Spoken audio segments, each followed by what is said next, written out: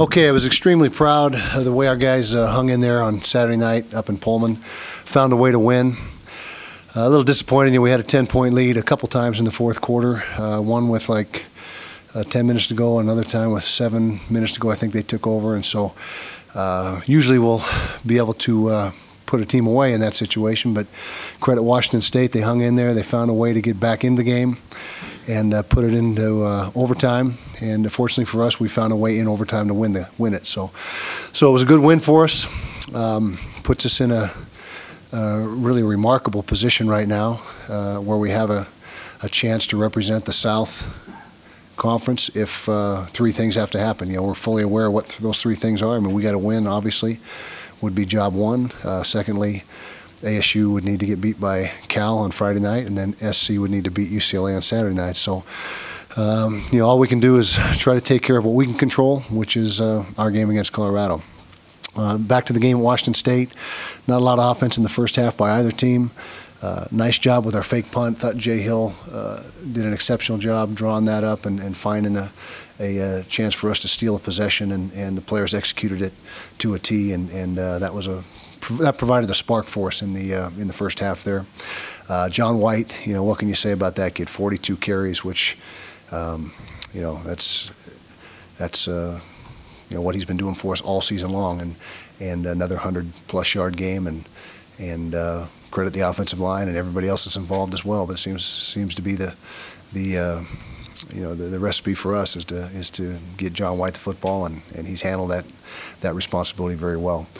Disappointed with the penalties in the game on Saturday. You know, far too many penalties, unsportsmanlike conducts, personal fouls. We had been very good at that in that regard throughout the first 10 ball games, and we were leading the conference in fewest penalties allowed, or fewest penalties committed, and so that was disappointing to see that surface. We got to get that corrected, but otherwise, again, it was a positive win, and looking to see you now. They're coming to our place. It's senior day, and we'll be graduating 18 seniors, counting the walk-ons that are in the program, and so we're going to miss those guys. They've won a lot of football games for us.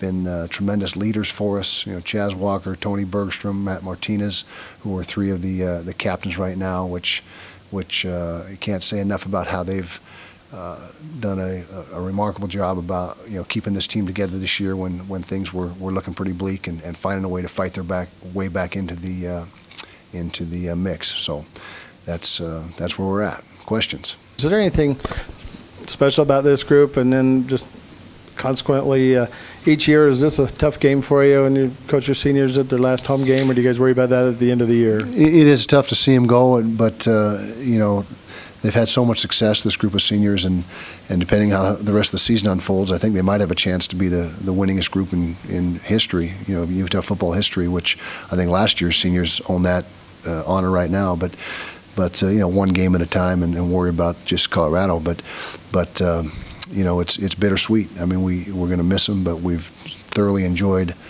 what they've given to the program and their work ethic and all that they've contributed. John White sits really on kind of the doorstep of a little history for the single season. He's 130 yards from Carl Monroe's mark, and I think he's 30 carries from the carries mark. I know you're a bottom line wins or losses guy, but could you talk a little bit about John maybe being able to get that record, and can you campaign at all for him for a kind of a Pac-12 type honor too? Well, we certainly believe he's one of the best running backs in the Pac-12 conference. I didn't realize he was that close to being the all-time single-season leading rusher, but that's something that would be nice to have happen. I mean, that's ultimately the win or the loss is all that really matters. But I can say this, that without John White this season, would have been a whole different ballgame. We're very fortunate that he's on our football team and has played the way he has, and again, it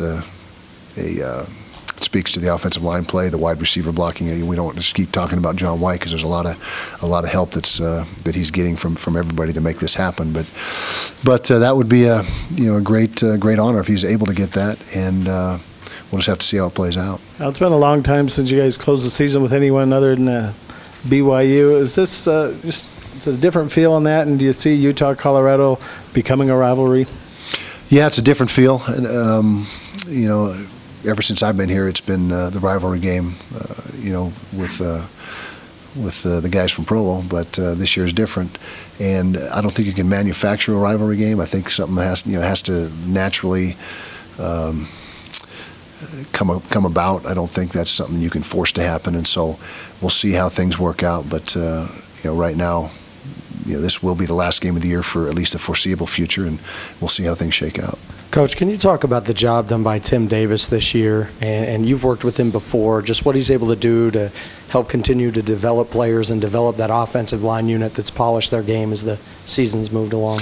Yeah, Tim's done a nice job, and I think I've said before, the position group that has to be the most cohesive and on the same page and have the most familiarity is the offensive line, and that goes with their coach as well. They got to have familiarity with their coach, and I think you've seen, hopefully throughout the season, that play from the offensive line get better from week to week, and I think that's a product of two things. Those five guys playing together finally for a length of time, because like I said earlier, in the season, during the preseason, during the fall camp, we were a different starting five every day. And so I think that Tim has done a nice job, and all our coaching staff. I think all the coaches have been instrumental in the turnaround.